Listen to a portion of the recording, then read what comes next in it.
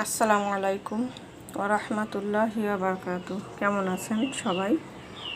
তো আল্লাহর কাছে সবসময় দোয়া করি, কামনা করি সবাই ভালো সুস্থ থাকুন। আপনাদের দোয়ায় আমিও ভালো আছি, আল্লাহর কাছে শুকরিয়া জানাচ্ছি, আলহামদুলিল্লাহ। তো আজকে আমি আপনাদের সামনে হাজির হয়েছি সাজনা পাতা, মানে সজনে পাতা, আর হচ্ছে এ দেখেন বরবটি আমি কুচি কুচি করে কেটে নিয়েছি। এগুলো আমি আজকে রান্না করব, ভাজি করব। তো এখানে আমি দিয়ে দিচ্ছি কাঁচামরিচ আর পেঁয়াজ কাটানো।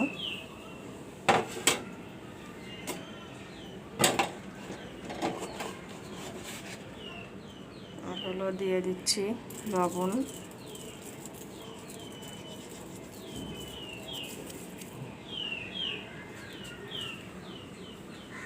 এখন আমি দিয়ে দিব সরিষা তেল।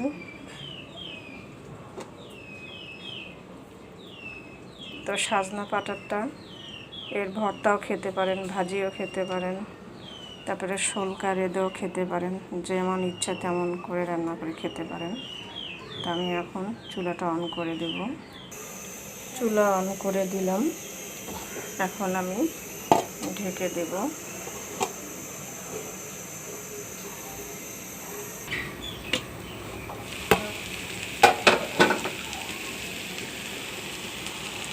এবং সাজনা পাতাগুলি মিলে গেছে। আপনারা এইভাবে সাজনা পাতা খাবেন, অনেক শরীরের জন্য উপকারিতা এবং পুষ্টি, এবং এখানে ভিটামিন আছে, আয়রন আছে, আপনারা খাবেন। এবং আমেশা পায়খানা থাকলেও ভালো হয়ে যাবে, পেটের সমস্যা থাকলে এটা দূর করে।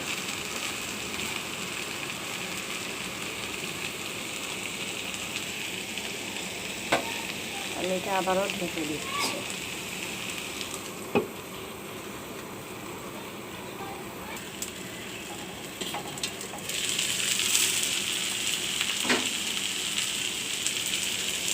সাজনা শাকের ভাজিটা হয়ে গেছে। দেখুন খুব সুন্দর হয়েছে, ঝরঝরা। তো আপনারাও এইভাবে ভাজি করে খাবেন, অনেক উপকার হবে শরীরের জন্য।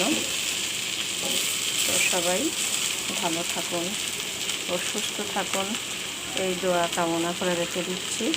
আসসালামু আলাইকুম ওয়া রাহমাতুল্লাহি ওয়া বারাকাতুহু।